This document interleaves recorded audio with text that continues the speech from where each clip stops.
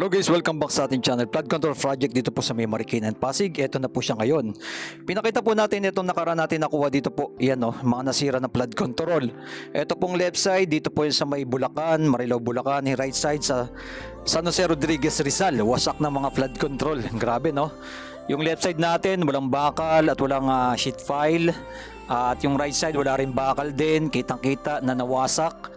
Pero dito sa Marikina, Pasig, bumagyo ay yung hindi nasira po yung flood control dito. Papakita po natin sa inyo. Yan left and right side natin, wasak po yung mga flood control na ginawa ng mga Pinoy contractor. Yan, kitang-kita nyo yan. San Jose Rodriguez, Rizal at sa may Bulacan. Ito naman po yung dito sa may Marikina and Pasig. Nagdaan ng bagyo ay makikita po ninyo tuloy-tuloy pa rin po yung ginagawa dito, left side at right side. Dito na po mismo sila sa may statue po ni Marikit ang ginagawa nila, at doon sa may SM din, right side na rin po kanilang ginagawa dyan.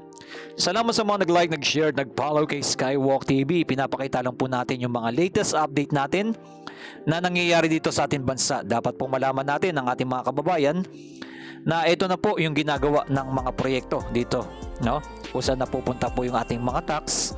Yan, makikita nyo po dito sa Marikina, Japanese contractor po ang may hawak po dito, pero Pinoy po ang mga nagtatrabaho. Yun po ang pinaka good news. Yan etong area po dito ay pinapaganda na po nila. Dito may mga kainan dyan, may lugawan, may mga restaurant din po dito. Kaya ang dami rin po namamasyal dito, lalo na pag natapos po itong Marikina River. Ayan ito po yung statue ni Marikit. Kita nyo yan.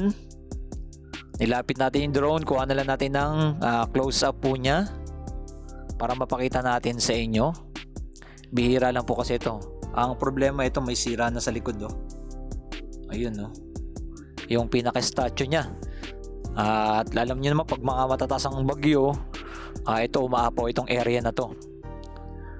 Ayan, nakita nyo right side flood control po dito ay hindi naman po nasira. Wala ka pong masisira kasi ang kagandahan dito yung ginagawa ng flood control ng mga Japanese contractor. Yung pinaka wall po niyan ay solid na mga bakal at pinaka ground, magka-connect po siya ang kanilang ginawa dito. Hindi basta-basta nasisira. At yung pinaka gilid niyan sa may pinaka malapit sa dagat, yung mga sheet pile po. Yan ang ating latest update natin. Like and comment and share kung anong masabi niyo po dito sa mga Japanese contractor na mga gumagawa dito. At alam naman natin, pag mga Japanese contractor, lalo na sa mga flood control, yan po yung mga specialty nila. Kagaya na nangyari sa Japan, Ang gaganda ng mga flood control nila. Eto na po, dito na po, tuloy-tuloy na po itong area na to. Ayan palawak na po ng palawak ang kanilang mga ginagawa dito. Ang kagandahan kasi dito mga kababayan, bukod sa paglalagay nila ng mga wall at ng daanan, ay yung pagpapalalim po dito sa may river. Yun po yung nakita na po natin.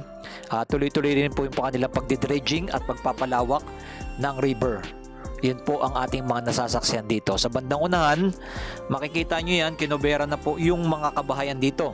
Alam niyo naman po, pag bagyo talaga ay libo-libo natin mga kababayan ay naapektuhan po dito, lalong-lalo sa Marikina and Pasig.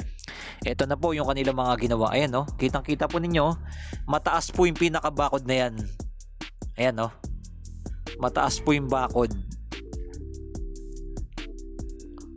At sa mga hinarap dito, baka pwede na rin dito mag-bike-bike pag natapos na po itong area na to. Yun po yung pinakamaganda dito. Ayan kita nyo po yung kanilang paglalatag po ng mga wall po dito. Matibay po at kitang-kita yung wala po nasira, wala tong nabalita sa social media, sa mga mainstream media na yung ginawa ng Japanese contractor dito ay nasira. Yun po ang pinaka Ang karaniwan ang mga nasisira yung mga Pinoy contractor na may mga gawa na mga substandard, malilit ang bakal. Yun po yung pinakita natin na pinunta natin Grabe sa may Bulacan, 5 million na project ay 2 buwan lang po natatapos. Yung river wall ay wasak. Mayroon tayong video dyan, panoorin nyo na lang. At yung sa may San Jose Rodriguez, Rizal ay nasira din walang bakal, puro bato lang po at semento ang kanilang inilatag. Pero dito makikita nyo po sa mga Japanese contractor ay mabibilib ka po talaga. Iba talaga gumawa ang mga Japanese. Ay meron talagang malasakit Ayan, dito sa area na to makikita nyo napakaraming mga bahay na yan papunta sa may SM Marikina. Ayan, tingnan nyo po yung mga bahay dito sa area na to. At ang ganda po ng pagkakalatag po ng flood control nila dito. Eto, makikita nyo sa bandang unahan. Para siyang hagdan-hagdan ng ginawa nila. Ayan, lalapit natin yung ating drone dyan sa area na yan.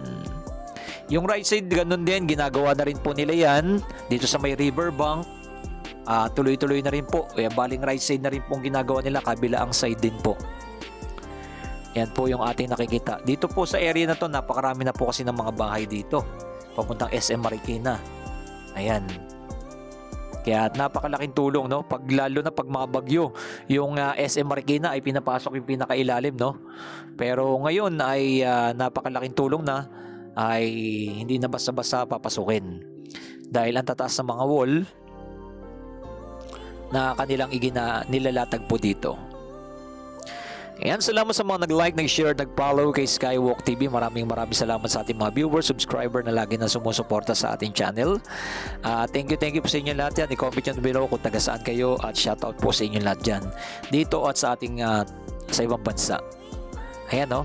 Kita nyo yan guys. So, tuloy-tuloy pa rin po dito sa may area na to, papunta sa may riverbank. Yan ang ating pinaka-latest update. At papunta na po siya sa may tulay, sa may Marcos Highway. Okay, dire-diretso po yan. Maraming salamat sa inyo lahat dyan. Like and comment and share. Mabuhay ang ating bansang Pilipinas.